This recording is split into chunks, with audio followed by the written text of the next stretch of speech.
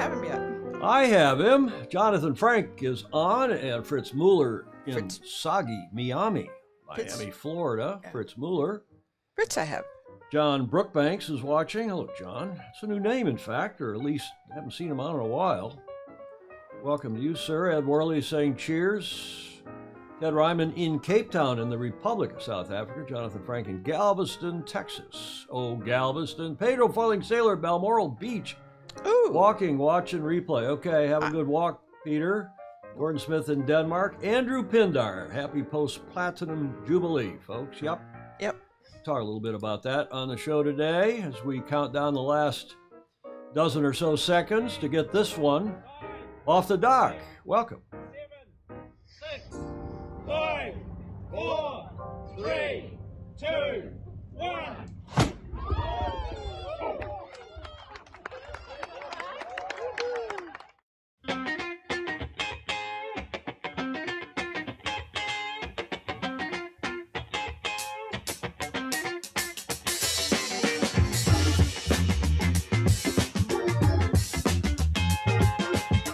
Everybody, welcome to show number 527 for Tuesday, the 7th of June, 2022. Julie, I trust you are well. I am.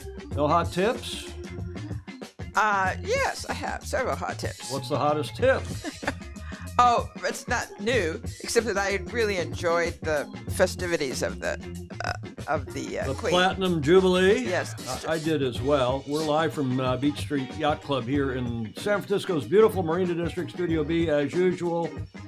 We've got Alistair Murray checking in. We have the best segment yet from Alistair. Good day from Melbourne. He's saying commentary. Cold and windy. Looks like sailing will be blown out today for the third Wednesday in a row. But Alistair's awesome anecdote, Aussie Anecdote, has, we've got that in the show today about 30, 35 minutes in, and it's fabulous. It is. You've seen it, right, Julia? Yes.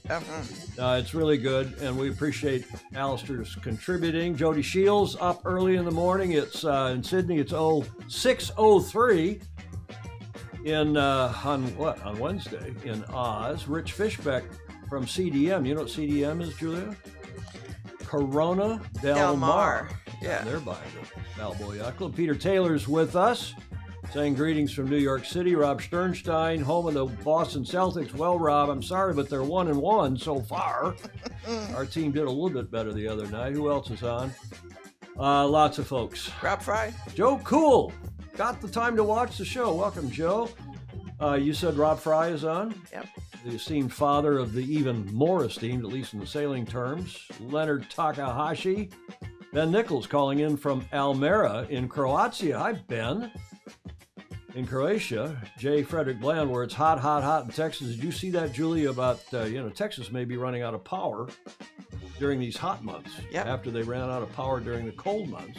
What is going on with heat and electricity and oil and gas in the world? The people in Europe are going to have a bad summer, too, I think. I'd tell you, but you'd have to kill me. You would? I said I'd tell you. Oh, you know. Peter Worcester. Hello, Peter. And Andrew's replying to Alistair Murray, you might as well move to Scarborough.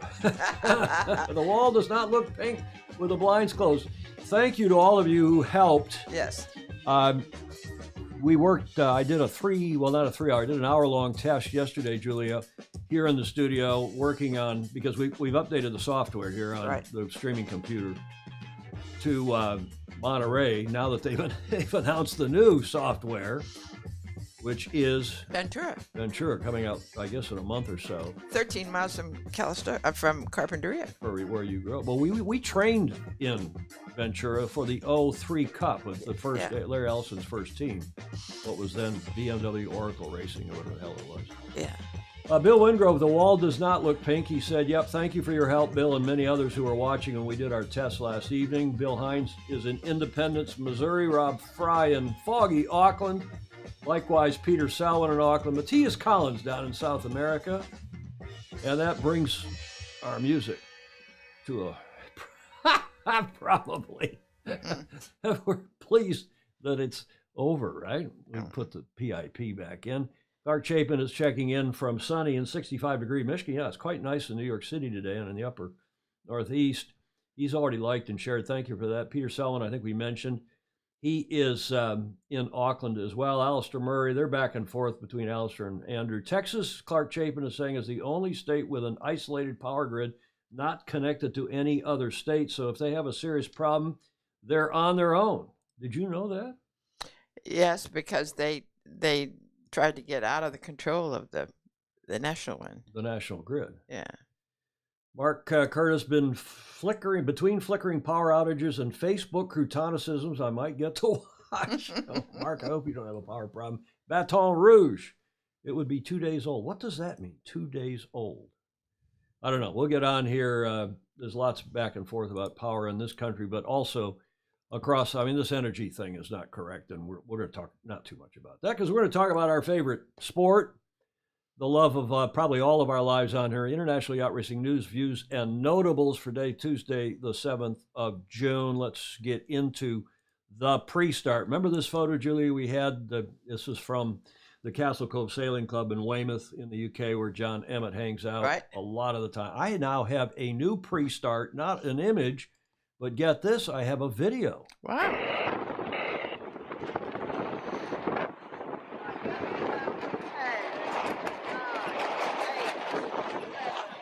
6, 5.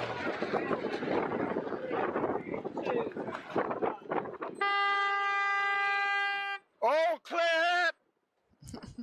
That's good. Now, Clark Chapin will not be amused because he will say that you should not be shouting all clear. It's expected that it's all clear unless you put up code flag X, the individual recall or the general recall flag.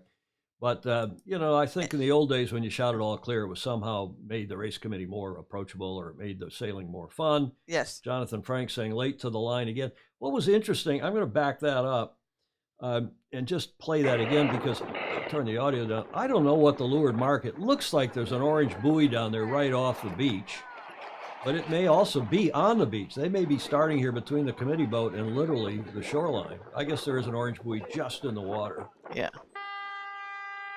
Baton Rouge says he was meaning to text his wife, not us. Oh, well, be more interesting, Baton Rouge, if you said something besides I'm just running a couple seconds later. Whatever.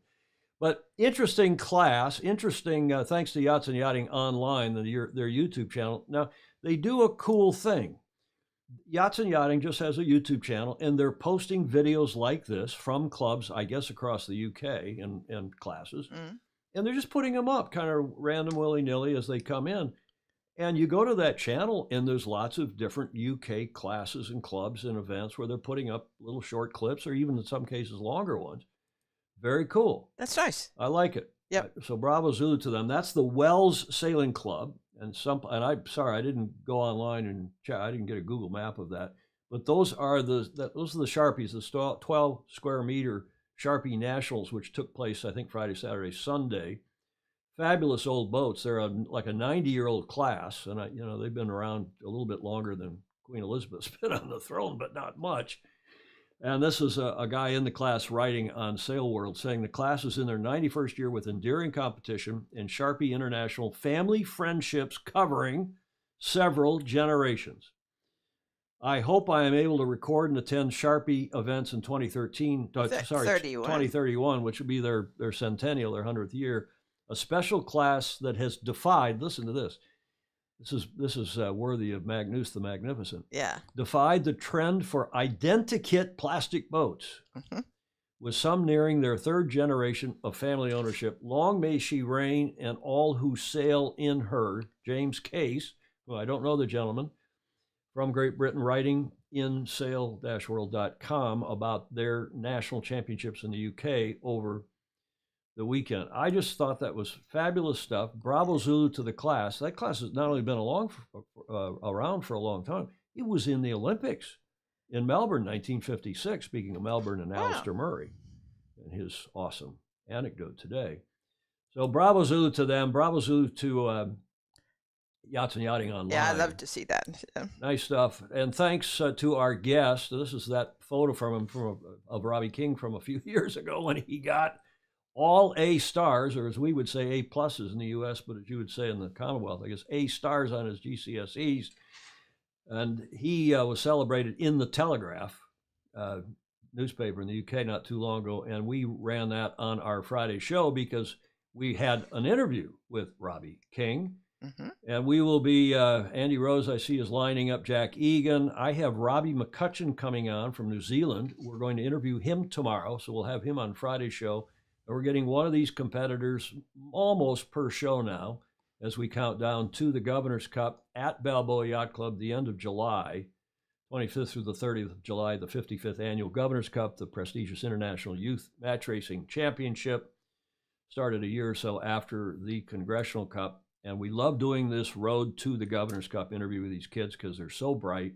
They're so, by now, worldly and interesting, aren't they, Julia, to talk to? Yes. And I love the fact that their parents get to take part in it. Most of their parents don't ever get to see them. Yeah, that was interesting. I mean, you get Rob Fry, who, is a keen yachty and followed Leonard Takahashi. Right. And you get Harry Price's parents, who are keen yachties, and Harry's sister, Olivia. But some parents, grandparents, don't really know what the kids do when they fly off to someplace to a regatta. And then they get to watch it now because we're televising the Gov Cup again this year. We'll televise the Rose Cup. And the more of this stuff that goes on, even if it's kind of half-baked television coverage, Yep. I love it when clubs do it. It doesn't have to be quite, it's taken us 10 years to get to the semi-professional level that we are with the Gov Cup. But good stuff. And we'll look forward to doing that and to interviewing these kids as we go forward. In the Road to the Governor's Cup, Alistair Murray, lightweight Sharpie, still going strong down under. 100 boats at the Nationals in Oz a couple of years back. Peter Selwyn, Wells by the Sea. So it's on the north coast of the Bulgy Bit on the east coast of England, Norfolk County. So that's up, I guess that's north of Andrew Pindar, isn't it, Andrew? Is that north of Scarborough? But okay, here's a good question. I didn't want to go into all this today, but I'm going to back us up, Julia, and we'll go look at those boats. What is the perceived advantage behind a gaff rig? Well, it was really, those almost 100-year-old boats, and like the Sunfish and so on, it was easier to rig a gaff rig to not have the loads on these wooden sticks that a taller spar would have. Gordon Smith saying it's south of Andrew Pindar, that is Wells by the Sea, where this article and these boats from. So Mark Curtis saying no aspect ratio is great off the wind. Many fishermen and trawlers found it to be an advantage. Yeah, it's a little easier to handle the sail in real, getting it up and down, but also handling it. And it was, I think it's mostly the materials and metallurgy have improved so much since then that you can now have a big tall stick, whether it's aluminum or carbon or whatever. Sunfish is a lateen rig, not gaff. Thank you, Steve Groovy. You're absolutely right. Appreciate you bringing that to our attention. But it's the same idea. You got a mast and you've got, a gaff in these boats. Low aspect, Mark Curtis is saying, look at all the technical, absolutely. What's this? Some crouton is on here, Julia. Yeah, I'm going to take him off. Block whoever that Yeah. lady or gentleman is, or not so gentleman. But back to Robbie King, I just want to thank him because he is, as I said on the show on Friday, you get kids like this and you get to know them a little bit. It's really fun to get to know them ahead of the regatta. So when we're there at the regatta, hey, Robbie, hi, how are you? Oh, yeah, you're that crouton that interviewed me on the show. And you get to know them ahead of time. And it just gives you a lot of faith and confidence in the future, not only of our beloved sport, but of the world. When a kid like this and all these kids that are coming to this event, what a terrific list. What a terrific club. And we're looking forward to being down there in, 7 weeks' time. I guess it is. We've already mentioned this, but Bravo Zulu to Her Majesty the Queen. It was great when she got out on the balcony after missing some of those events. She's tired. She's 96, is it? And she got back out there on Sunday. And I wasn't in London, obviously. And those of you who were, apparently the roar from the crowd when she did make it out there. What a beautiful outfit, too. Yes, always. And there's 3 future kings, it looks like, standing around here, right? Right. Charles, William, and George. Bravo Zulu. You know what that is? That's code flag N alongside Bravo Zulu. That's negat. That's how you put a negative on Bravo Zulu if you're a Navy guy or gal. And negat Bravo Zulu, I say to these 2 croutons, They showed up. Okay, they're no longer working royals. They didn't get invited to, some of the hoity, all this hotsy-totsy stuff. But rather than hanging around for the final day on Sunday, apparently they got in their private jet, the big enviros that they are. Let's not let's preserve the environment. So they get on a private jet and fly back here to California. And I'm sorry. I don't like it when people boo them. I don't like anybody being booed, but these guys are croutons. And I'm sorry that well, it's not really us, it's Canada, right? Isn't she Canadian originally? But anyway, enough of all that. That was sad to see. Now here is a caption contest. Since our last show, this is stuff that all of you who are regulars on here know we cover a few things that's happened since our last show. Monaco Grand Prix, this is a caption contest. A lot of you will know what this was about. We don't need to go into it, but I found this interesting because you got two big-time America's Cup sponsors, one and Sail GP sponsor, but Oracle, which is sponsoring now Sail GP, and of course, former America's Cup sponsor via Larry Ellison, and Red Bull is coming back into the Cup with Alinghi and SNG, Société Nautique Genève. And look at the branding on these two drivers. And this picture was seen around the world after these two are on the same team. The two drivers had a bit of a discussion. I'm sure very polite afterwards. Okay. This also is by way of Bravo Zulu. Rafael Nadal, the king of clay from Spain, of course. He won what, his 14th? Is this his 14th? Julie, I don't remember now. I don't remember. French Open at Roland Garros. 17 comes to mind, but I don't know. It was his 14th, and he's won a bunch. I mean, the guy's just astonishing. That was the Sunday. That was he won it. I watched a little bit of it. It was frankly a little boring. He won 6-3, 6-3, 6-0. He's never been taken. Another factoid: he's never been taken to a fifth set in a final in a one of these. Apparently, he's just unbelievable. A machine, as they say. Yep, and Bravo Zulu to him. And then this guy from Norway. See, I love this. Casper Ruud or Rudd. At least I can tell my grandkids I played Rafael. I played Rafi in the Roland Garros finale. Now this guy, you got to give him credit. Casper, I'm sorry, being half Norwegian, I should know how to pronounce this. Ruud or Rudd is a Norwegian professional tennis player. He is the first Norwegian man to win an ATP title, first to reach an ATP Tour Masters 1000 final, first in history to reach a Grand Slam tournament final, as he just did, and the top 10 in the ATP rankings. He has a career-high singles ranking of number 6, achieved yesterday on the 6th of June. So bravo Zulu to him as well. Two handsome gentlemen there on the court after the finals at Roland Garros. And that brings us, Julia, Steve Gruber saying, I think that's 22 slams overall.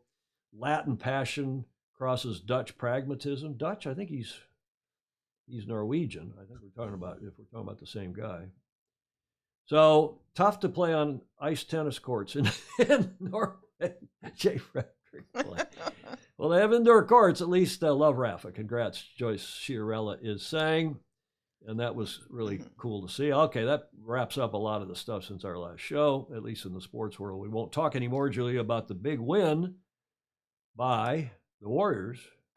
Well, we can. Because our friends in Boston, they'll probably come back and beat us tomorrow night, and then we'll be down in the dumps again. We'll leave that. That's just a local sport, this basketball. Oh, the Dutch reference was F1. Thanks, Andrew. Yeah, okay, got it. Latin passion and Dutch. Let's get to our beloved sport, the starting line of today's show. Yesterday was National Day of Sweden, June 6th. So belated best wishes to everybody for that, who celebrated it or are still maybe celebrating. June 6th is the National Day of Sweden, as it's known. I won't know how to pronounce this. To Swedes, Sveriges Nationaldag. Is that close? It's the day that Swedes celebrate their nationality. This is also when new Swedish citizens, this is a nice touch, I like this, receive their certificate of citizenship and are welcomed by His Majesty the King. You probably won't find a lot of whooping and hollering, fireworks, or spectacular national events, probably not many barbecues either, but the day is apparently very laid back. Now, do you know why June 6th is Sweden's National Day. I didn't. Did they? No. No. So the 6th of June is Sweden's National Day because on 6th June, it's when Sweden was born, because in 1523, Gustav Eriksson Vasa was elected king of Sweden after he led an uprising to break the union between Sweden, Denmark, and Norway. 1523. I did not know that. So that's interesting. Now we have to get to a sailing connection. Do you know the name of that boat, Julia? It's in the lower right corner. Well, Sverige. It's pronounced something like that in Swedish. That from 1977. Now that boat was radical in its own right. Those of you who know something about the Cup then will know that Sverige, the Swedes, showed up in Newport not only with 2 tillers, the upper tiller which they steered with, and you can see the hiking stick. And most 12s, virtually all 12s, had steering wheels, not tillers, by the way. The lower tiller, I think it was the upper and lower, the lower tiller trimmed the trim tab, believe it or not. Really? Now you see these 2 foxholes back here. Those are the grinders, and they're on pedals. They're cyclors. Back in John Sengmeister's got it. Pedals, cyclors, back in 1977. They had cyclors way before the Kiwis. Bill Wingrove is saying, Steve Groover as well. So that is an interesting piece of America's Cup history. And the Swedish boat's tiller, upper bar for the rudder. Yeah, I had that right. And the lower one for the trim tab. Men in the after cockpits grind general winches with their feet. And then these are the Genoa trimmers back here so they could talk to the cyclors. Grind, grind, halt, grind, whatever their commands were. Grind, stop. Interesting. Now, here's what it actually looked like. We go back to the slides. Looking forward, this is port and starboard. This is the starboard peddlers, cyclors, cockpit in the back, and you can see up top and forward is, I guess, the main winch. But interesting, Sverige back in 1977, and I don't think they did, I think we outlawed, I say we, I wasn't involved in the class then, but I think it was outlawed after 77 because it was not a lot of fun. Hello, Monica Diaz, checking in from Spain, where it's too hot, she says. And Mark Curtis saying, ooh, trim tab helming. Many autopilot gizmos could take a lesson there. Interesting. Interesting observation. Okay, so thanks to Ed Worley for those photos and for bringing that to our attention. And then I thought we'd look forward now to AC-37. I played this video a month or so ago when Ineos came out with it about the protocol, because it talks about the number of sailors and it talks about the reduction in the crew numbers and especially about the cyclors. So let's reprise this, have a look, and listen.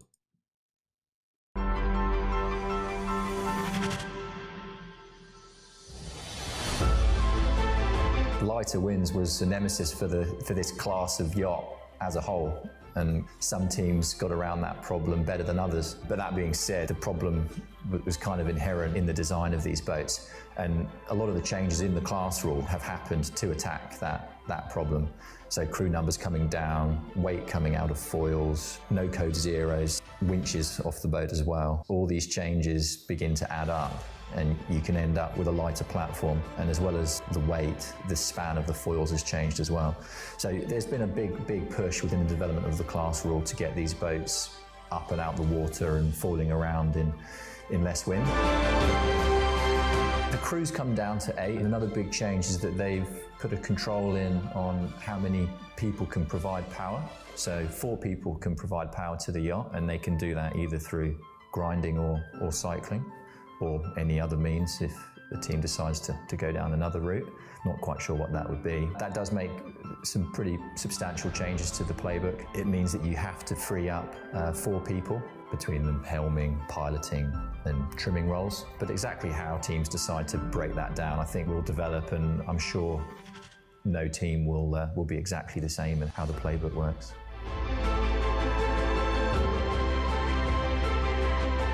I think the AC40 should be an amazing boat to sail and an amazing boat to race.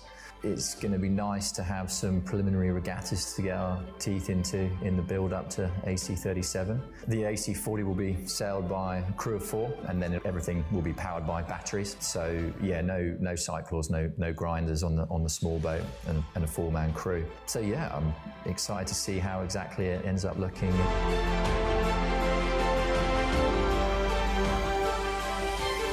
Very much looking forward to getting out in the next boat. I suppose watch this space.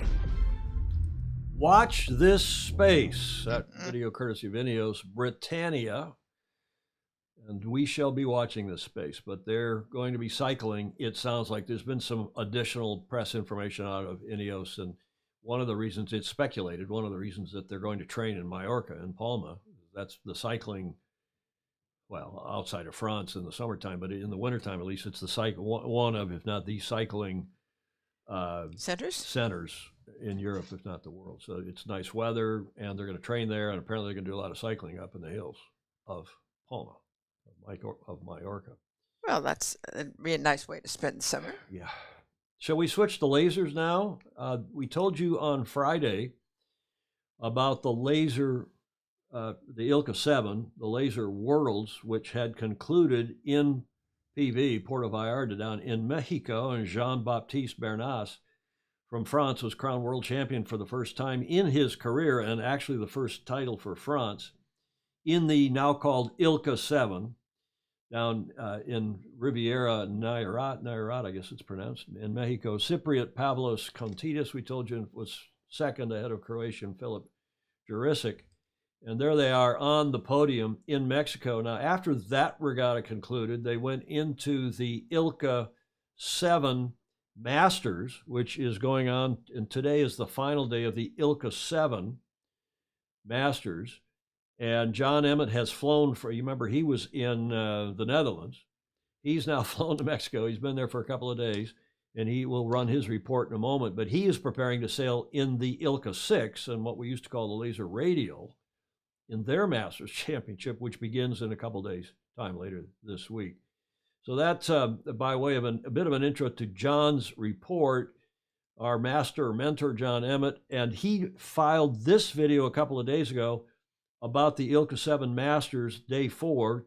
Day 5 was yesterday. They got a couple more races in, and today, day 6, is their final day, and the prize giving's tonight at 18:30, local time down in PV. But let's see John's update from a couple days ago from the the ILCA 7 Masters World Championship.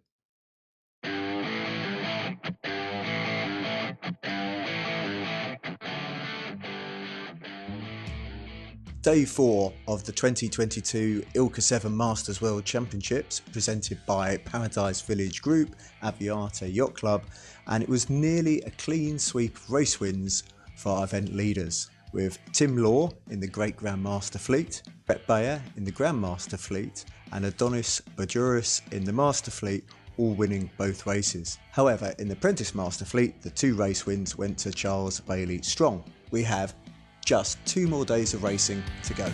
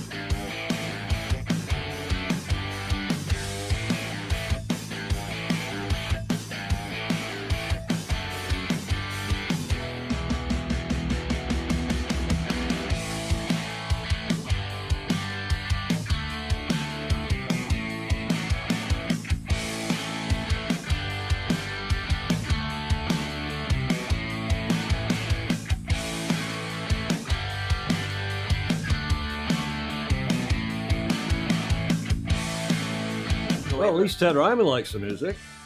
the music. Yeah, I don't know. Julie and I were just talking during that break, as that video wound down. What is the and Peter Farthing Sailor, although I think he's on his walk now, he's probably eating his heart out that he's not in Mexico able to sail this. But what is it? Masters? A Grandmaster is over 60? I think And then so. there's Masters over 50, and there's... He just said great grandmasters, so... Maybe it's great grandmasters are over 60. And grandmasters are over 50, and masters over 40, and I don't know. Somebody on here will know. Thanks, John Emmett. Right, Gordon Smith, exactly right. A little interesting discussion. Yeah, nice conditions, Stingray pointing out. Interesting discussion about autopilots and the trim and back and forth. As you like to say, Julia, go back yes, and read the comments, because there are, we don't read all of them, obviously. Mark Philippizian, did you cover the Swisher investigation? No, we haven't, Mark, but we will, I think. I think we will. Here is, but thanks for checking in, Mark. Here is James Frederick Bland, J. Frederick in Austin, Texas, normally. GGM, great grandmasters over 60 in fins. The legends in the fin class are over 70. Oh, I'm glad to know all that. Yeah. Okay, and I don't know if the GGM is over 60 in the laser class as well. Do they have a legend division of the laser? Well, they're both tough boats to sail. Let's now go to John's report. I did talk with John this morning in Mexico. It was very light this morning. They were hoping the sea breeze filled in so they could get the final day of the ILCA 7 Masters World Championship in. But here's John on walkabout at the beautiful marina. He says it's a terrific facility, great venue for yacht racing in PV in Puerto Vallarta in Mexico. Hi, Tom, Julia, and all the FOSI. Well, welcome to Mexico and Paradise Village. Going to take you for a little walk through the boat park of the ILCA 6s, ILCA 7s Masters Worlds. We're just in the process of doing the changeover at the moment. Hopefully I'm not going to walk into anything, and you can have a little look at what's going on in the championship. So local time, early in the morning, you can hear the birds just getting up and a few sailors around. Although I suspect some of these boats I see in the background, rather than the sailor rigging them early, I think the sailors may have just left the boats rigged overnight, because there's very little wind here. If I look in the background, actually that's my room just up there somewhere. So yeah, it's an ideal situation, couldn't be closer to the boat park. And the sailing conditions have been fantastic. We're looking at a sea breeze at something like 130. So if I keep on looking over a shoulder, I'm a bit worried about walking into something. It's a pretty busy boat park, but you know, that's a nice problem to have. Lots of masters, all in the same location, and looking forward to a really good championship. The only problem, I think I'm going to struggle to watch the show because we've got that 1:30 sea breeze and your show's at 3 o'clock local time. So I suspect I'm probably going to be on the water, hiking my arse off during the time of the show. Going to have to keep this video short. That was a very, very brief tour of the boat park. There's a lot more to it than that, because the internet here is actually very weak. First world problems, I know, but 3 megabytes per second is something I haven't seen for a good 10 years, and it does make it very difficult. So I've been trying to do my 4K YouTube channel videos, and they just keep on timing out with the internet. So I think I'm probably going to have to stop it there, but these are fantastic events. I will try and bring you some more video from the boat park. Have a great show. I think this will be one of the few ones which I miss.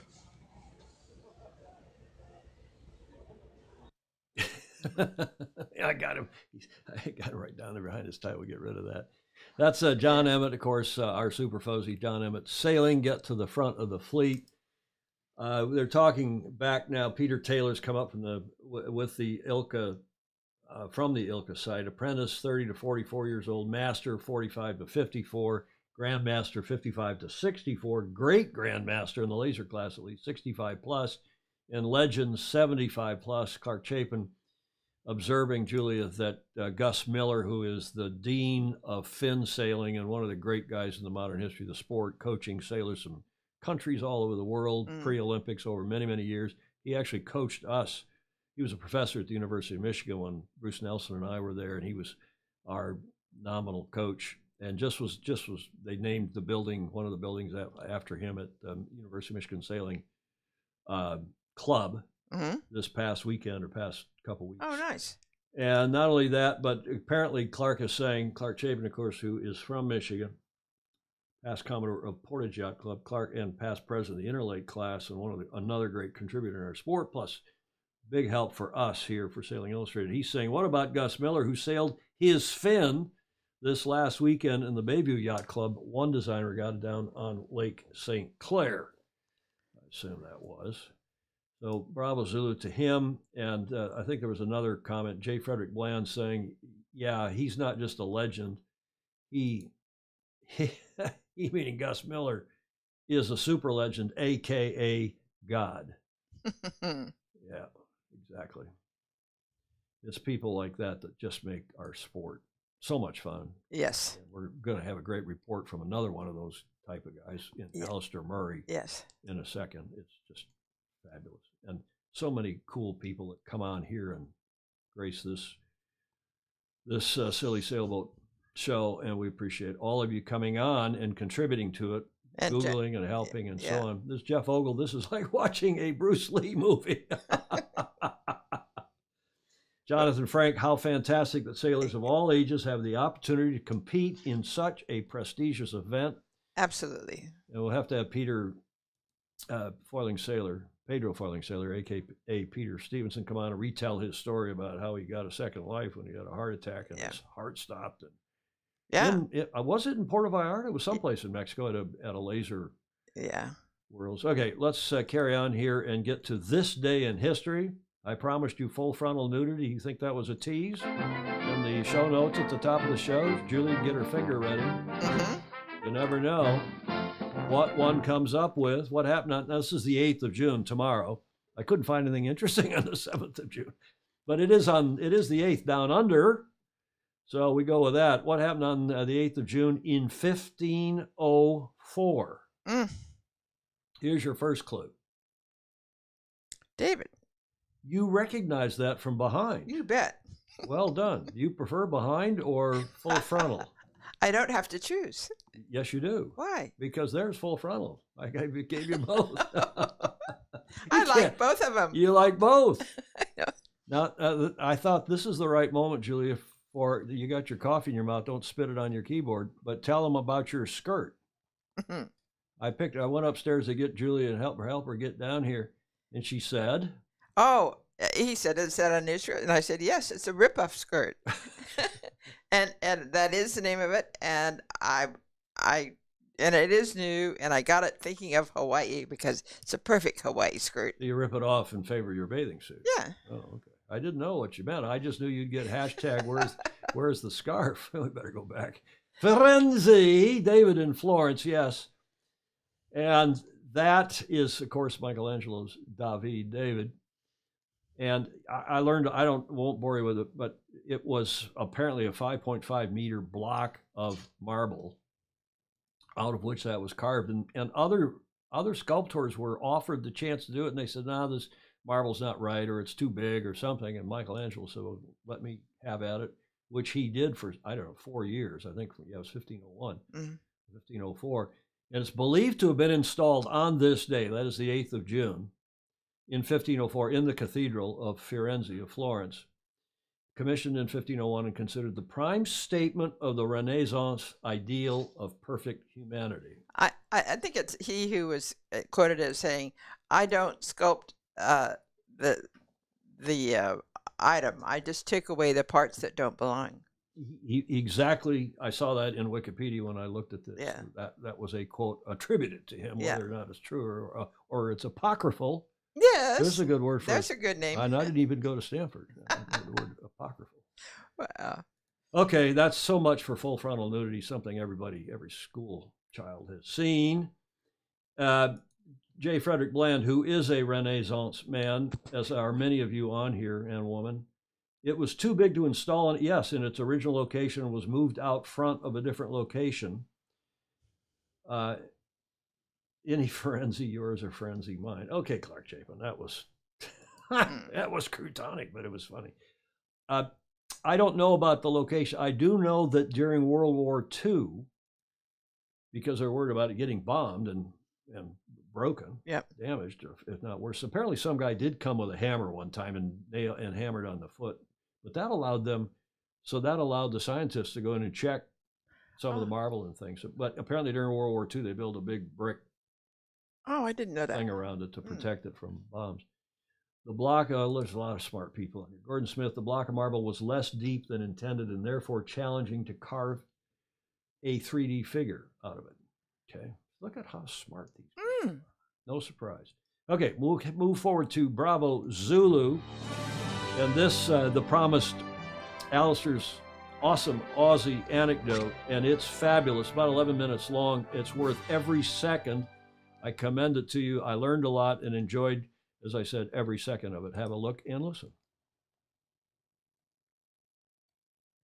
G'day, Tom, Julia, the Fosey, everybody that's tuned into Sailing Illustrated. I'm bringing you the fourth or fifth Alistair's Awesome Aussie Anecdotes, which is what Tom has called this segment. And I think this one should be fun. I think you'll enjoy it. So one of the hats I wear with Australian Sailing is that I'm the chairman of the judging panel for the annual Yachting Awards, and I'm on the panel for the National Yachting Awards. And probably the most hotly contested segment we have is the Yacht Club of the Year. There's 340 yacht clubs in Australia, and the winner of the event every year for the category for the top Yacht Club of the Year is always greatly celebrated, hotly contested, and it's a great accolade. It gives me a great deal of pleasure today to be sitting here with the Commodore of the Ocean Racing Club of Victoria. Grant Danoon is his name, and I'd like to say hello to Grant. Great to have you with us, Grant. Alistair, thank you for inviting me along. Just a bit of background. This is an American show. It's run by Tom EHMAN and Julia, and it goes international. It's got people all over the world, and I'm just presenting an Australian angle in each segment from now on, and we're enjoying that. It's great to have you featured, and the reason we've got you here today, Grant, is that the Ocean Racing Club of Victoria was deemed in 2021 to be the best yacht club in Australia. That's a hell of an accolade, and you must be very proud of it. I know you are. We are, Alistair. Our club is made up predominantly of volunteers. We have just one office administration person, and down here in Melbourne, we were the most locked down city in the world at that time. So not only were we competing against the big clubs around Australia that have an army of staff, but our volunteer group just got up and made things happen. So as the government released us out of lockdown, we would find a window and then we would just go for it, and we would get our sailing off the ground. It was amazing. Yeah, absolute credit to all our volunteers. It was incredible, the level of activity through lockdown. I've explained to Tom and Julia all about what Melbourne went through. They featured us pretty strongly in the challenges that we had during COVID. And during COVID, your club just stood out. So why does the ORCV exist? The ORCV came about, it actually predates even the club. Back in 1907, a magazine called the Rudder Magazine out of New York made a challenge to his good friend, the Commodore of the Geelong Yacht Club down here in Victoria and Australia, to create an ocean race across Bass Strait. And at that stage, that was going to be the 5th ocean race anywhere in the world. And of course, it was the first ocean race in Australia. So part of the ORCV, or the Ocean Racing Club of Victoria, as we call it, is the custodian of that race. Now, that race took place. For those that don't know, Bass Strait is considered to be one of the most notorious waters anywhere in the world. And that's because we have the Southern Ocean currents coming up unobstructed, then hitting a relatively shallow bit of land or undersea escarpment between Victoria, the mainland of Australia, and Tasmania. And that creates quite treacherous seas at times. And now when that Rudder Cup was run, and they got to the other end, the wife who was on board the first boat said that that was the most dangerous race that they've ever done. She took the cup, so legend has it, and we never saw it again for about 40 or 50 years. And it wasn't until 1972, so that's just over 72 years ago, that the clubs around the bay felt that they wanted to get back and do some ocean racing, but the ocean racing into Bass Strait was probably too big for any one club at that stage to take on. So the Ocean Racing Club was formed, which is really a group of enthusiasts from all clubs down here in Victoria to get ocean racing off the ground. Mm. And you've, well, I know Tom knows Bass Strait by reputation. I don't know if Tom sailed there, but many of the followers of Sailing Illustrated will have. So I know that the ORCV has a real reputation for innovation, and that was one of the cornerstones of your application to be considered as the Yacht Club of the Year. Can you describe some of those innovative things that you've done over the years? Now, during COVID, we were unable to run a lot of that sea survival courses, and we also run a navigation course and weather courses as well to get our sailors up to speed. And so what we did was we actually took that online, and we moved all our course material into webinar format, and we found that we weren't just attracting people from around the Melbourne metropolitan area, which has been predominantly our catchment area for our sailors, but we actually started to get people up in New South Wales and even as far as the UK coming along to our courses. And we actually had planned to run just one course, and it got filled out 3 times over. So by the time our poor instructors had finished the course, they were absolutely exhausted. But it showed that by just pivoting to and taking on the new technologies, we were able to actually keep the club going and also keep the club financial as well.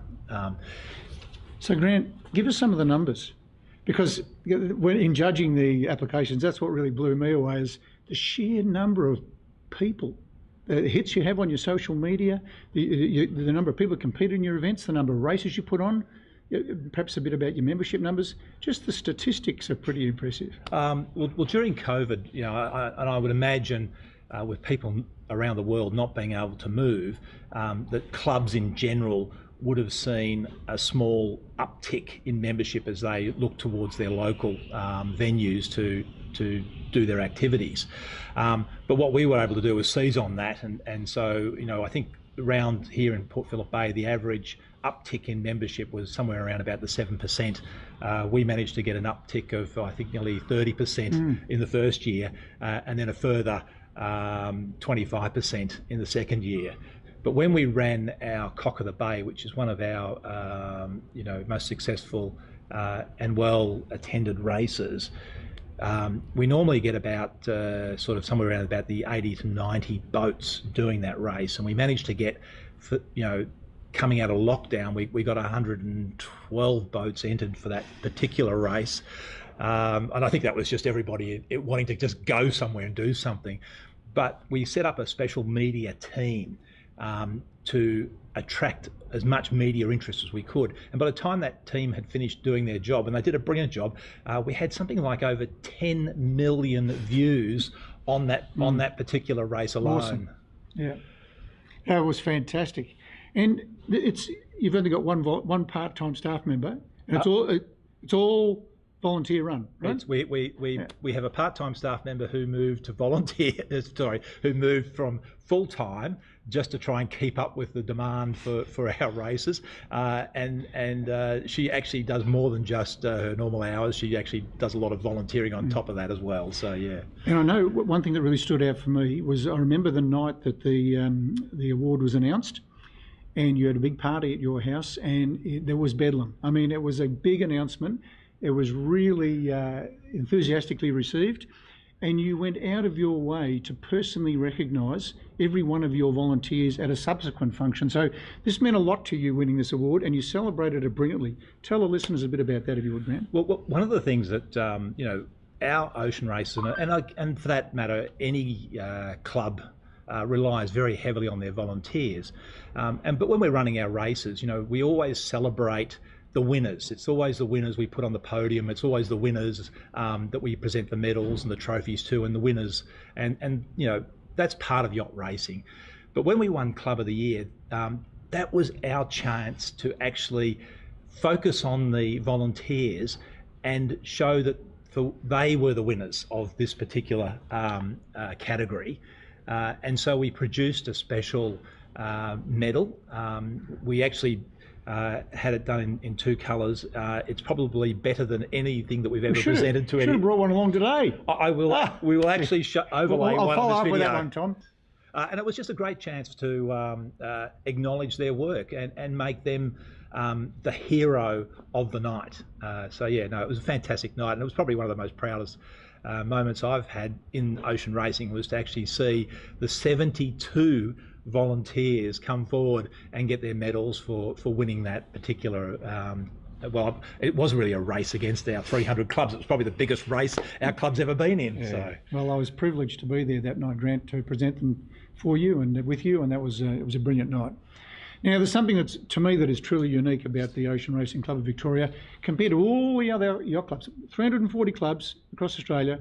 There's one thing about your club that absolutely stands out as being unique. You have no clubhouse. That's correct. So this is a club without a clubhouse. That's correct. Are you looking for real estate? Are you looking for somewhere to go, or how do you work that one? No, the way, as I've talked about, our history of our club was that we actually were a group of people that came from every club. So we actually don't necessarily want to have a clubhouse, because the members of the Ocean Racing Club are actually members of the other clubs around the bay. So I don't actually want to see us become a yacht club in the sense that we have a marina and a bar. I want the Ocean Racing Club to be a club that actually goes across all the clubs. We're getting to know other sailors from other clubs around the bay as well, and that's wonderful. No, that's fantastic, Grant. Well, I think that's enough for today. And it's been terrific talking to you, Grant, and I'll make a point of having a regular catch up with you for Sailing Illustrated, if that's all right. And you can dial into the show and meet Tom and Julia and see all the Fosey. Tom and Julia, I hope you've enjoyed this segment. It's something different. A yacht club that's deemed to be, or judged to be, the best yacht club in Australia. It doesn't have a clubhouse, but it puts on so many events, does so much training, and was judged by a panel to be the outstanding club of the year. An absolutely fantastic achievement. So well done, Grant, and thanks for joining us. And I hope all of you have enjoyed Alistair's awesome Aussie anecdote for today. Thank you. See you soon. Yeah. Bravo, Zulu. Yes. Bottle it and sell it. Fantastic stuff. Yeah. And, I've learned so many things from that video. I ask all of you, great vlog, Gordon Smith is saying, very nice gesture. Our sport could not thrive without volunteers. Ed Worley is saying, Australian geniuses illustrated, and we wonder why Australia is such a great sailing country. Great interview. I love ocean racing. Ted Ryman saying, outstanding. Jonathan Frank, lots of thumbs up and hearts I see going up. Thank you. I think, did I see Phil Chadwick? There's a new Dennis Armstrong. There's a new name. Fritz Mueller. Welcome, everybody. But I want to mention, let's see what people come up with. Alistair's report, fantastic, Fritz Mueller. Yeah. I want to see what you all say, what you got out of that, because I learned a half dozen things, and I'll come back in a moment and talk about what you all think you learned from that, as did I. Some obvious, maybe some not so obvious. But talking about, I learned a few other things when I was just putting that together. Thumbs up from Clark Chapin. The Australian Sailing, the national governing body, does a terrific job celebrating their 300 plus clubs, including a monthly recognition. This is Mounts Bay Sailing Club. I've been there when we were living in Perth, in Fremantle during the Cup way back when, and since actually. Introducing, this is from Australian Sailing from their Facebook page a week or so ago. Introducing our June Club in Focus. They focus on a club. Western Australia's Mounts Bay Sailing Club, affectionately called The Bay by its members, is located on the banks of the beautiful Swan River, and it is beautiful, in Crawley, the suburb of Perth. Established in 1897, MBSC has just celebrated its 125th sailing season. The summer sailing season of 2022 marked 125 years of bringing people together on and off the water, unquote, quote unquote, at the club. That's their what do you call that? Their goal, their objective, their mantle.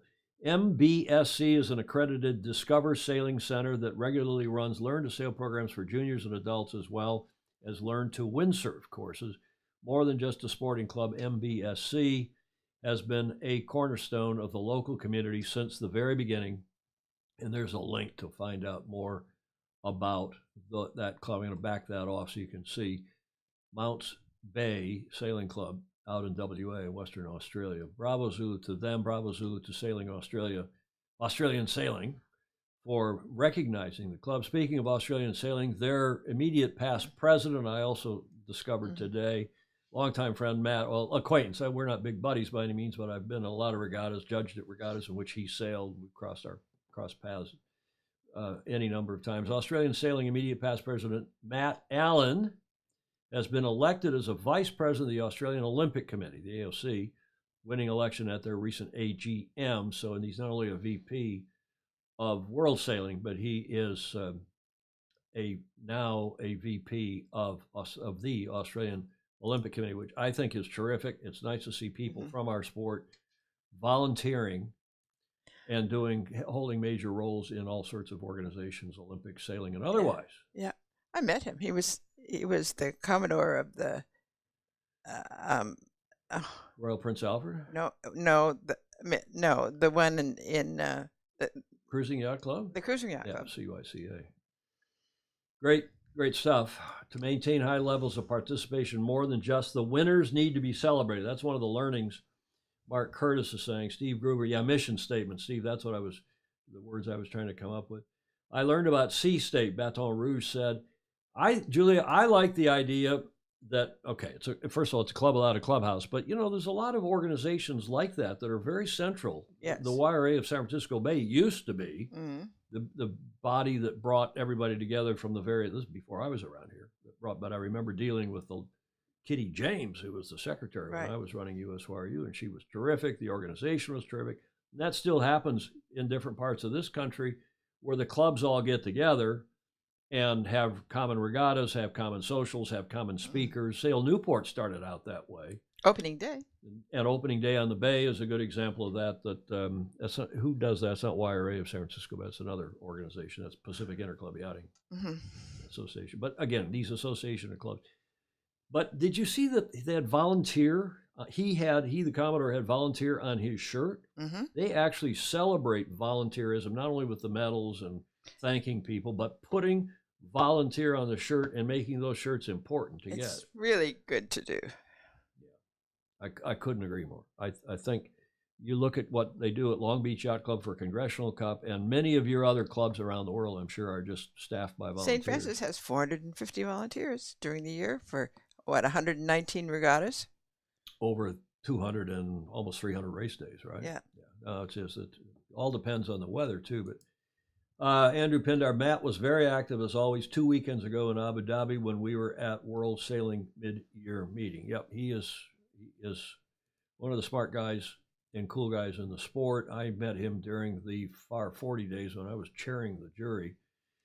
Jonathan Frank saying, so great that they make it a point to reach out to other clubs in their area. Totally agree. And of course, they are sort of the central club in some ways, I suppose. But also, another learning for me was how cool Alistair Murray's report was. He put the two of them in front of a camera. They talked for 11 minutes. Somebody, maybe Alistair or somebody else, did a little bit of editing and put the graphic of the Bass Strait and some of the metal into the video. It's not hard to do. Yeah. So now we've got Emmett doing his regular reports. We got Alistair doing, that was a fabulous report. It was really good. And we've got, we had Gordon Smith give us an interesting report. We had Peter Taylor from New York's done a couple of cool videos. And I think this really ups the game, forget about for us, for Sailing Illustrated and Tom Eamon Live, but I think it just ups the game for our sport. If more and more people will do this, as I said at the top of the show, there is a method to my madness, but that Yachts and Yachting online YouTube channel where they're just taking videos from clubs and putting them up on the Yachts and Yachting YouTube channel. Kind of random, willy-nilly, but clubs and classes. Yep. Cool stuff. Bravo Zulu. Thank you, Alistair. Terrific piece. And if you're just joining us, we are exactly an hour and 30 seconds into the show. Show number 527 for Tuesday, the 7th of June, 2022. Let's move ahead to my favorite segment, one of my favorite segments each time. Speaking of cool people, our good friend Jody Shields, another Australian, inspired this segment. And we're going to go now to New Zealand. And I'm asking you again, we've discussed this before, but is this land speed sailing record pursuit by Emirates Team New Zealand, is this correct or is it Crutonic? And here is their latest report from about a week ago. They've just finished up at the airfield, the military base in New Zealand. They're about to move to Oz for that dry lake bed, right, where they're going to go for the record in Australia. Have a look at this latest report from ETNZ.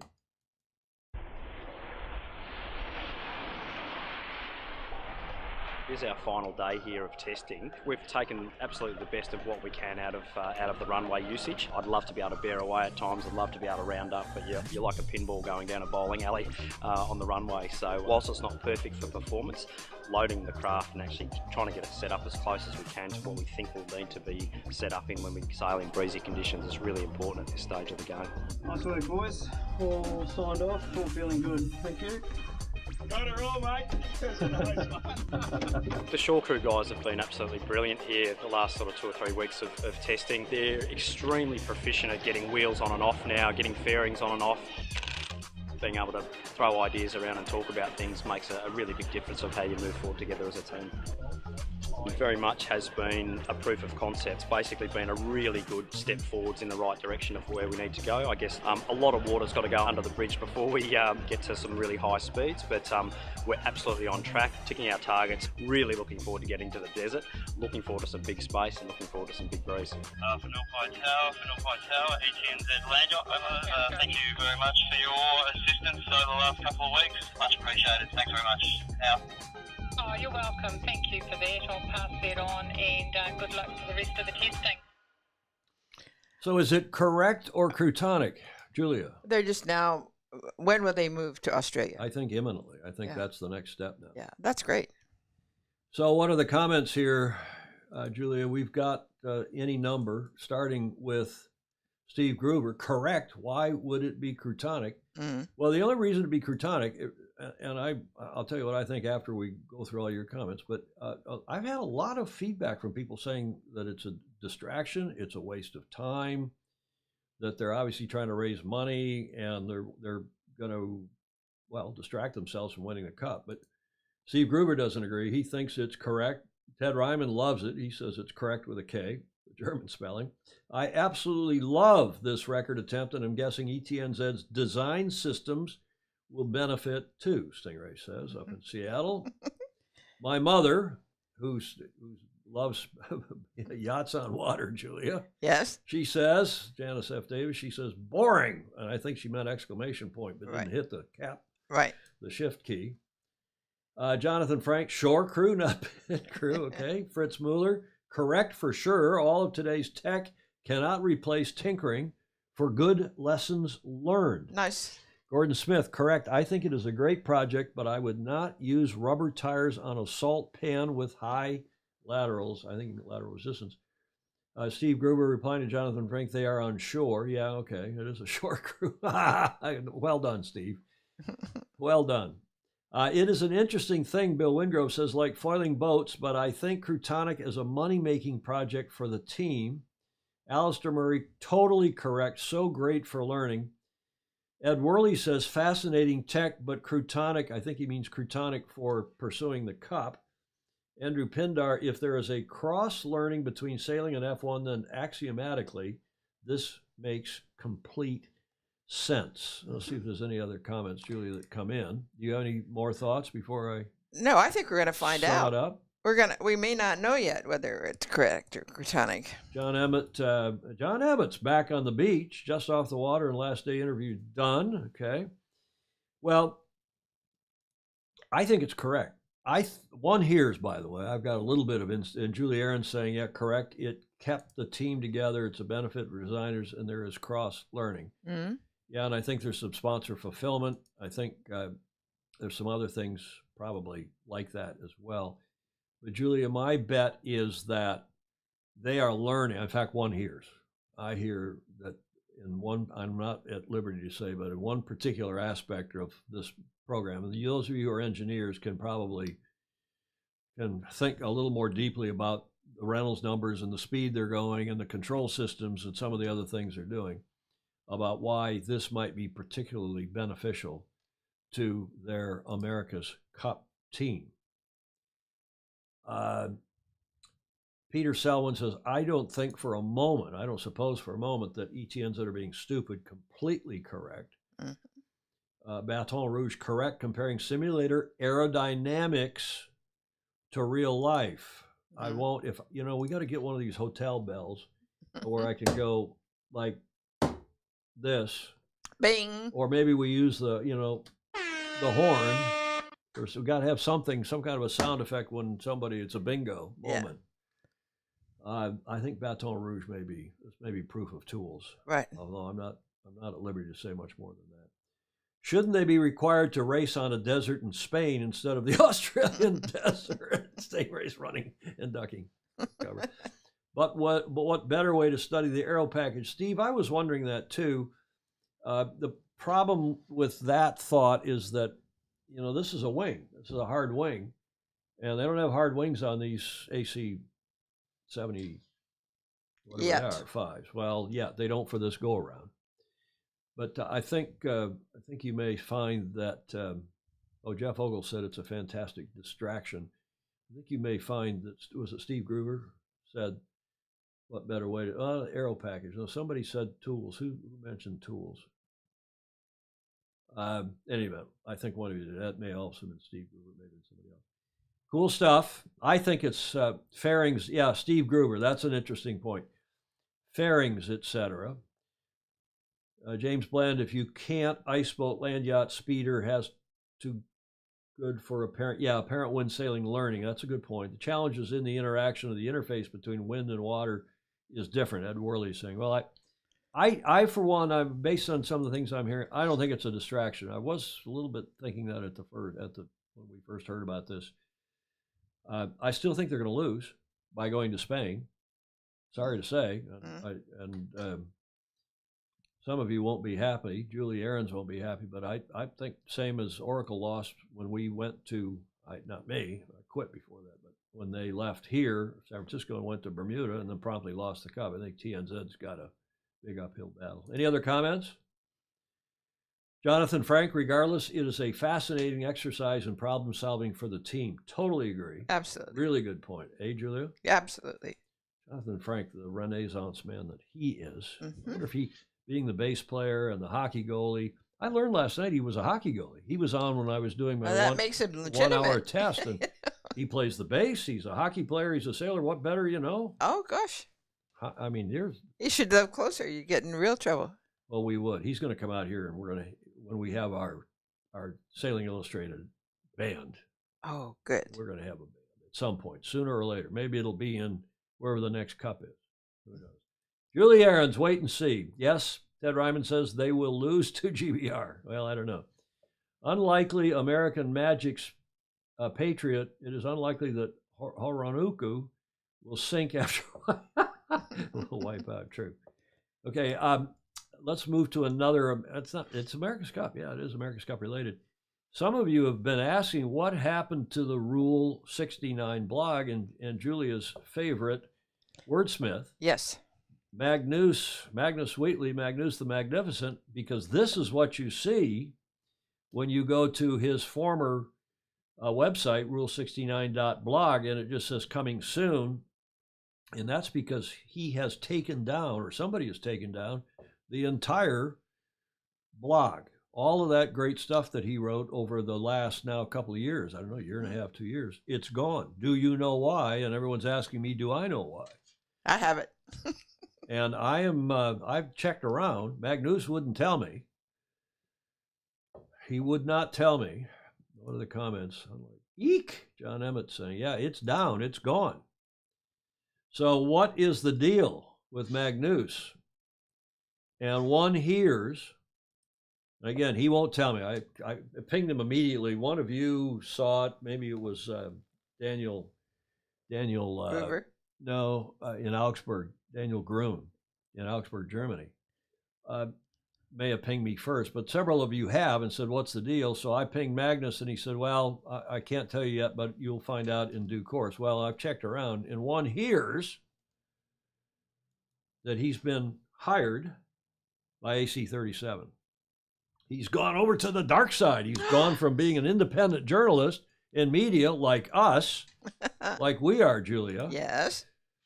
To being a for-hire, paid-to-write journalist. And he's going to be writing on various topics, subjects. And again, Magnus won't tell me, and I could be wrong. Maybe I'm wrong, but I don't often get these sorts of things wrong.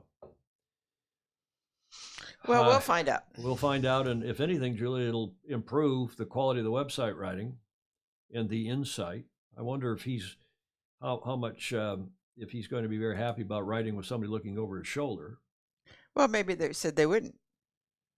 Mercenary, Ted Ryman is saying. Krasimir, hello, Krasimir. Well, Magnus has always looked like he was. Oh, Stingray, you can shake your finger at that, Julia. What? Magnus has always looked like he was coming soon. Oh. That is, shake your finger at Stingray for that. That was terrible, Stingray. Julie Aaron says he has chosen to take it down. Well, he has chosen to take it down because of what his next endeavor is going to be. And one hears that next endeavor is going to be reporting for AC-37 on the America's Cup. Darn, FB, I missed that. Mark Curtis. Yeah. Okay. I look forward to hear him, Magnus tells it. He tells me that when he's at liberty to say, he will come on the show. Yeah. And make the announcement. But, we check around and we hear things. Why are you in such a good mood? Must be that tearaway skirt. It is. An old AC tactic. Hire the heavy hitters and keep them out of the game. Well, there won't be some of his, he did have some critical comments. But we remain independent, thanks to the Fosey. Mm-hmm. Thanks, Julia, to our Patreon. Indeed. That's how we keep this thing alive.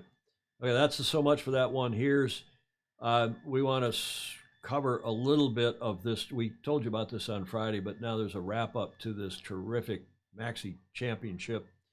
The Giorgio Armani Super Yacht Regatta, it was one of the Maxi super yachts, concluded Sunday with a win in the day's racing and overall victory for the Wally Cento Magic Carpet Cubed, owned by Yacht Club Costa Smeralda member Sir Lindsay Owen Jones, assisted as always on tactics by Herr Jochen Schumann from Deutschland, longtime friend. In the Molly Hell category, the overall winner was Allegra, owned by Adrian Keller, and with tactician Paul Larson, who was beaten in today's final race of the event by Lord Irvin Laidlaw's Highland Fling 17. What a boat. What a name for a boat. And as always, YCCS produces nice videos, and we have it. Enjoy.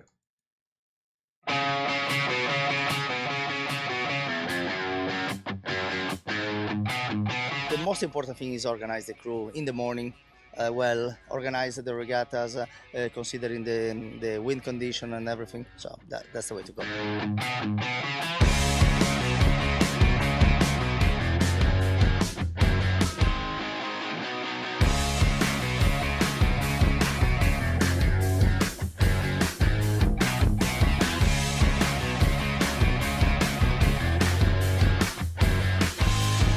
This is the first regatta ever that Giorgio Armani sponsored in the sailing world, so we are very glad that they decided to do this event with us.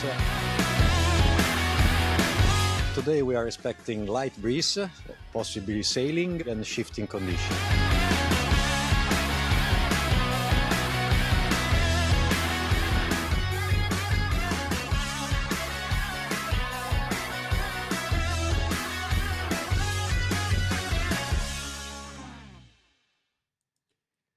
Nice video. ended in a black screen. We got to get these video producers because I have to edit the black screen off, and sometimes I miss it. Sometimes I'm too lazy. But Yacht Club Costa Smeralda, nice yachting, Stingray is saying.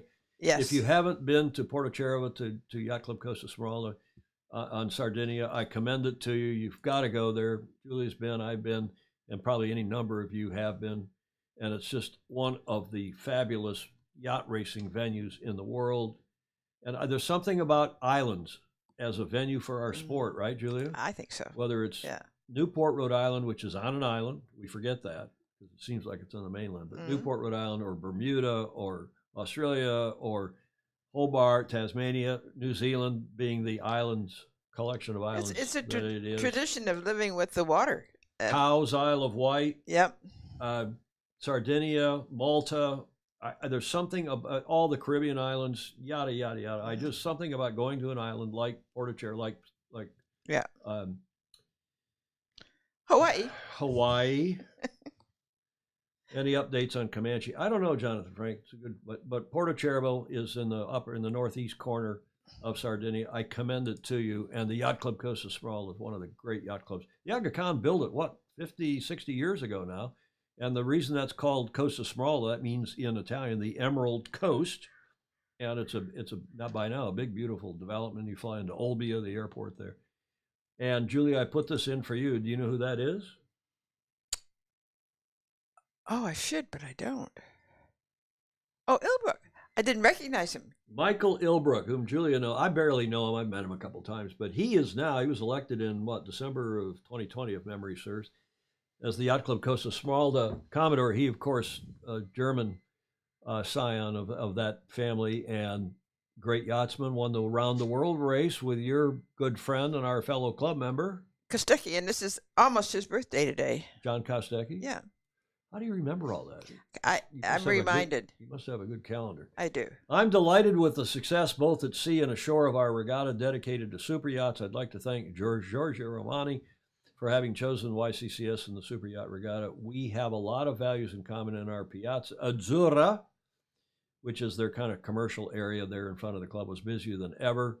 On behalf of the YCCS, I'd like to thank the owners that return year after year with their yachts, who are the stars of this event. The race committee did a great job handling the conditions, choosing the best course each day in this idyllic setting, and it is that. My thanks go to them, the international jury, and the entire YCCS staff who organized an excellent event. Julie, we got to put in for going to that regatta. I'll offer to be on the jury maybe. What a good idea. Or we do a little bit of live from there, but we got to get back there. Fantastic stuff. And bravo Zulu to Michael Ilbrook and the GM there of the YCCS, Secretary General, they call him. And it's, what a sport. Yes. What a sport. There's something so magnificent about watching all that. Are you ready? You want to do the intro for this slide? You know what that is? That is Sail GP. See, I was going to say, it looks like Sail GP. in Bermuda, and it was announced today up in Montreal. The most exciting racing on water could be. It's not saying it is for sure coming, but they now have a short list of possible venues. Russell Coots and Larry have got to decide. But could be coming in 2023, 2024 as part of Sail GP's Season 4 next year's, following a very competitive domestic bid process, as you would say in Canada, with interest from over 10 potential host cities. Sail GP has announced that the following 4 cities are on the short list: Halifax, Kingston, Montreal, and Victoria out in BC on the West Coast. Russell said, quote, "It's a great testament to the impressive growth of our championship to see so much interest from coast to coast in hosting the first Canada Sail Grand Prix event. We're already seeing incredible support for the Canadian team after just one event." Well, they won a race. From fans all over the globe. Race 2 in Bermuda, I think from memory. Having personally enjoyed racing in Canada, on a number of occasions, I know that Canada is a nation with a passion for high-level sport, and I look forward to what should become an outstanding annual event on our championship calendar. So, bravo Zulu to the Canadian team, to their owner, whose name escapes me at the moment, but I had choosing between his quote and Russell's. I thought Russell's was probably the more significant. Bravo Zulu to Larry and Russell. They are expanding this thing. One hears If you read the article that was in the New Zealand Herald over last weekend, was it? Russell gave a long interview. He's talking about as many as 16 teams in, if not this coming year, Fred Pye, thank you, Stingray. If not this coming year, the following year, and 2 leagues, 2 divisions in effect, and then the 2 winners of the 2 divisions coming together and racing in a grand finale. That would be great. So, Bravo Zulu, step by step. And it looks like Canada is here for good. Fred Pye. Victoria's on an, yeah, Stingray, good point. Victoria's on an island as well. Matthias Collins saying, Club Nautico San Isidro. Isidro is in an island. Jonathan Frank says, come to Galveston. Australia is not an island. Steve Gruber says, well, it's a continent. Okay. It's a big island. It's a very big island. A very big island. It's a continent. Okay, fair enough. But I've got something else to say about SailGP, and that is that next weekend they're racing in Chicago. And Chicago makes, in this promotional video, they make a lot of statements that some people in Boston or in San Francisco or a couple other cities might argue with, but have a look nonetheless. Chicago knows competition. We thrive on it. We've grown up on it. We never back down from a challenge. So when we have a chance to make history, we seize that moment. Take the country's #1 sports town, 2.71 million diehard fans, and the most iconic skyline in history. And what do you get? The greatest live sports venue in the world. This June, Chicago's Skyline Stadium debuts as the world's best athletes go head-to-head, flying at highway speeds on a Lake Michigan racecourse that will thrill an entire city. Let's redefine the Chicago sports experience and introduce the Windy City to the competition it was born to host in an arena like no other.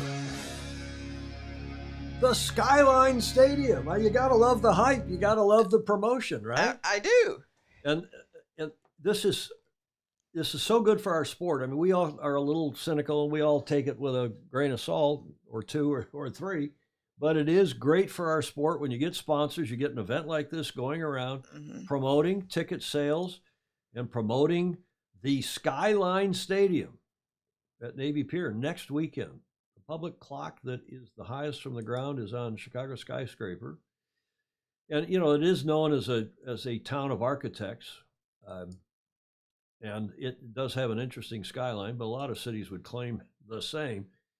Whether they have any wind or not, it's pretty much weather system driven. So I hope they have a frontal passage on Friday and have some good breeze on Saturday and Sunday. Next weekend, the 18th, 19th, is that right? Is it Saturday, Sunday? Today's the 7th, 8th, 9th, 10th, 11th. Yeah, so that'll be Saturday, Sunday in Chicago at the Skyline Stadium off Navy Pier. That was a very well done promotion, Jeff Ogles. I agree. I think, I think it's good for the sport. Stingray says Larry ran an ACWS off Navy Pier some years back. It had huge attendance. Pindar is talking about Australia and Yorkshire and God's own Oz and so on. Okay. So we'll watch that. I'm going to be televising down in Long Beach for the Rose Cup next weekend, doing that live coverage of the U.S. Youth Match Racing National Championship. So we'll watch it from afar and when we have a minute. SailGP is about the most exciting single activity our sport has done in decades to bring in more viewers, Mark Kerr. Yeah, they haven't brought in a lot of viewers. I wish they would first cater, as we've been discussing on here, Julia. I wish they would cater to sailors. Stop using kilometers per hour. Use knots.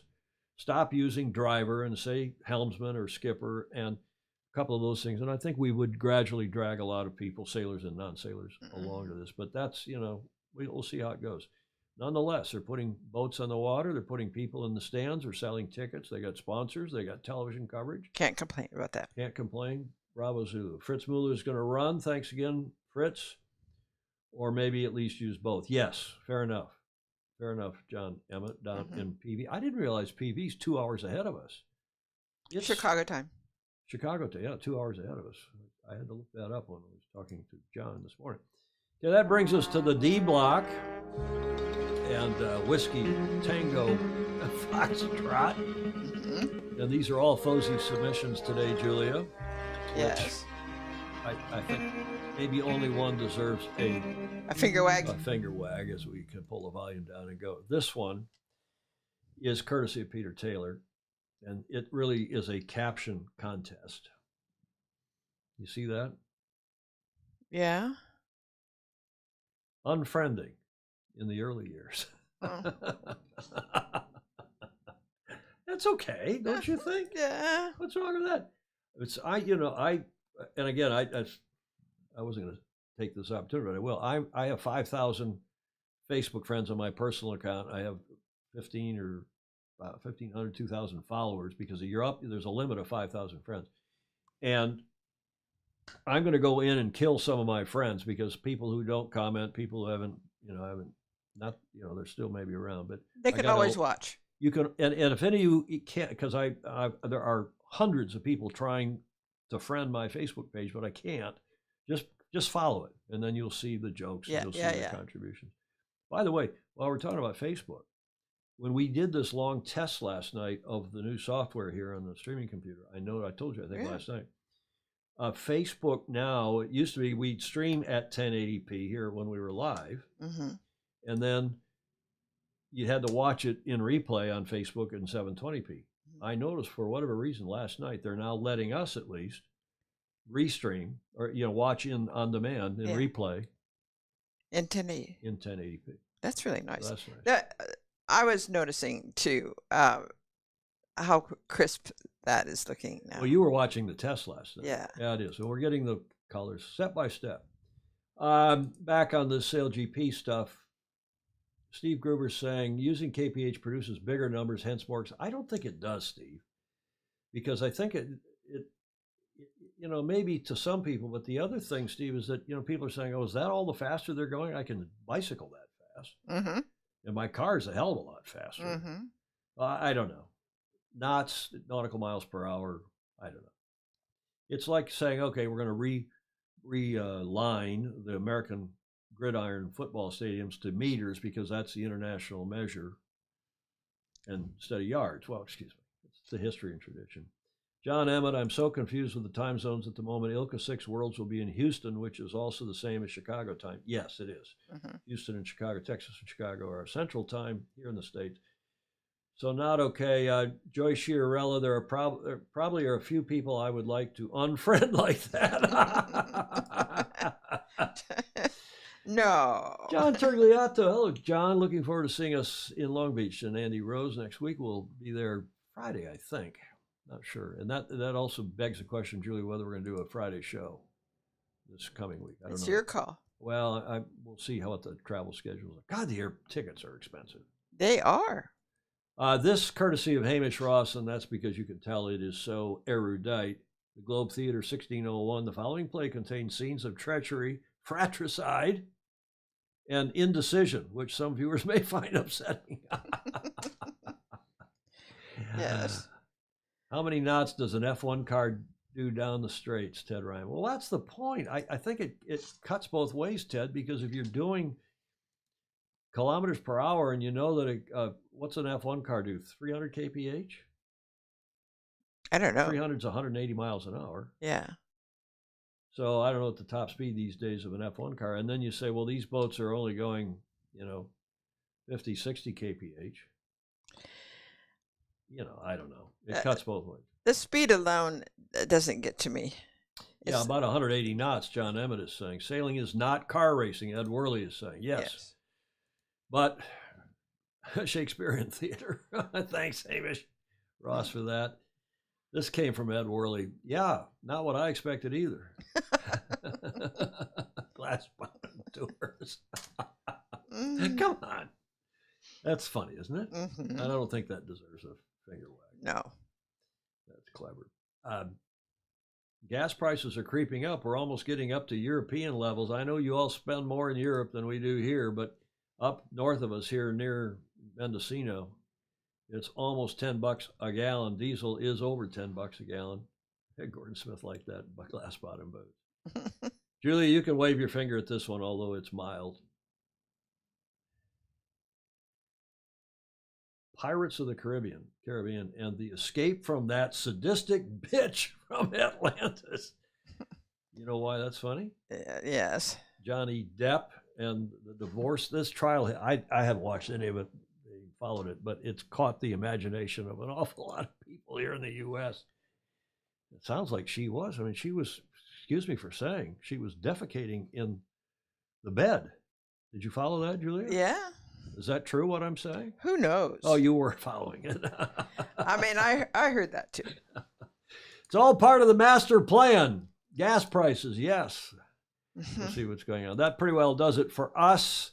Gets us to the finish line. Thank all of you again. We're an hour and a half in, so a little shorter show. We're trying to shorten them up just a touch because Julie and I are getting old. Julie, you're witness.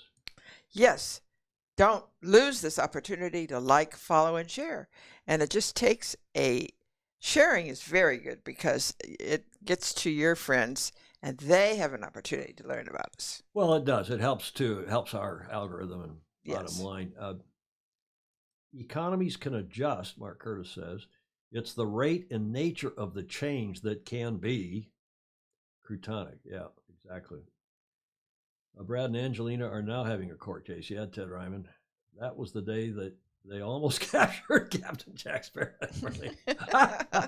Thanks, everybody. Thanks, Joyce Chiarella. Yeah. Thanks, Gordon Smith. And comments are welcome. If you're watching us in replay, we allow comments in replay. And we go back and look to be sure there's no crutonicism. And do read the comments. They're entertaining and elucidating. For the most part. Yeah.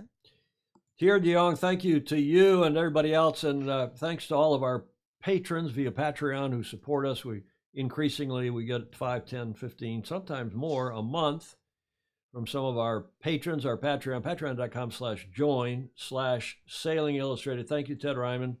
Julia, last thoughts?